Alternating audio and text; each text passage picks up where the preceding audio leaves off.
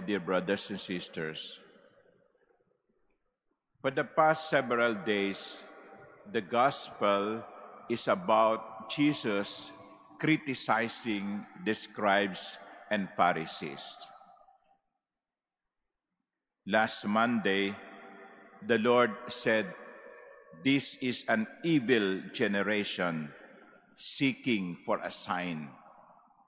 The following day, Jesus criticized the Pharisees for they were cleansing the outside of the cup and dish, and yet he called them hypocrites. You fools, you make sure that utensils are clean, but deep inside you, there is so much dirt. Yesterday, because it was the Gospel of Luke, we missed the Gospel where Jesus was saying, "Woe to you, Pharisees! You pay tithes of mint and rue and every garden bird, but you pay no attention to judgment and to love for God." If I can be dramatic in my proclamation, I should be shouting now like Jesus did. And now, in the gospel, Jesus was telling the scribes and Pharisees, "Woe to you who build the memorials of the prophets whom your fathers killed."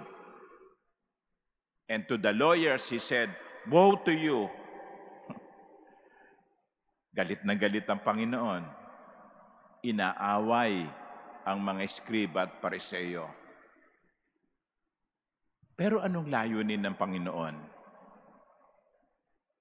Yung mga masasakit na salitang yon ay naglalayong gisingin sila at ituwid. Pinagsasabihan sila sapagkat mahal sila ni Jesus. Gusto ni Jesus na makita nila ang kanilang mga kamalian upang sa ganon mayroon silang gawin at iwasto ang kanilang pagkakamali. That was the purpose of Jesus. He was trying to point out to them, dito, this is you need to correct this, you need to correct that, you need to change.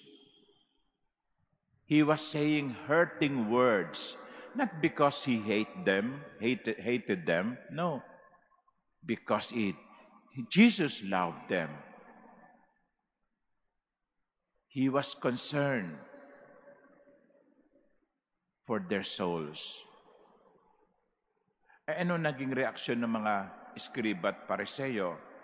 Towards the end, when Jesus left, the scribes and Pharisees began to act with hostility toward him. Galit pa. At nagplano pa silang kung paano nila sisiluin si Jesus sa pamamagitan ng kanyang mga salita. Ganun ang kanilang naging reaksyon. Negative. At dahil doon, walang nabago sa kanila. Mga ginigilig kong kapatid, ito ay isang magandang paalaala sa atin. Anong ating reaksyon kapag tayo ay napagsasabihan? Halimbawa, yung mga anak na naririto, anong reaksyon nyo kapag napagsasabihan kayo ng inyong mga magulang? Anong reaksyon ninyo kapag yung isang kaibigan ninyo ay may sinabi sa inyo tungkol sa inyo, trying to point out what is wrong with you? Anong inyong reaksyon? Natutuwa ba kayo sapagkat merong isang nagmamalasakit sa inyo?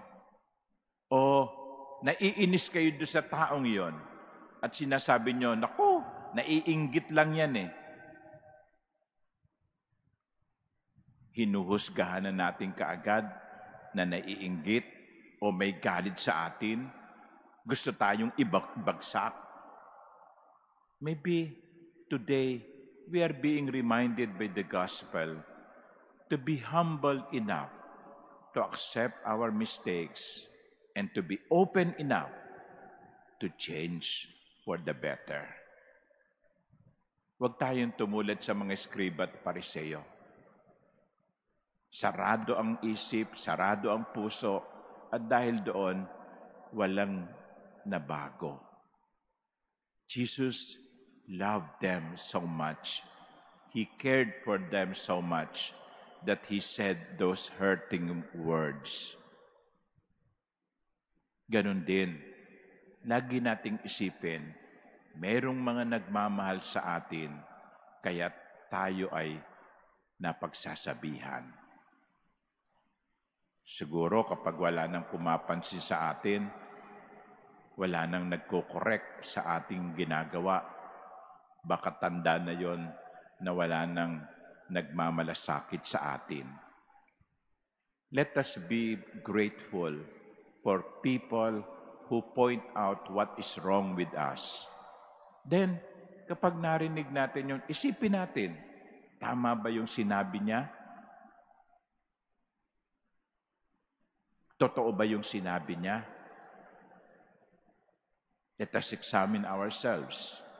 Baka nga totoo. At kung totoo, let us do something about it.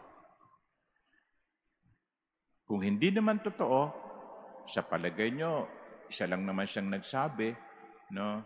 Huwag nating pansinin. But what is important is this. Let us be humble enough to accept our mistakes and to be open enough to the grace of the Lord to change for the better. Amen.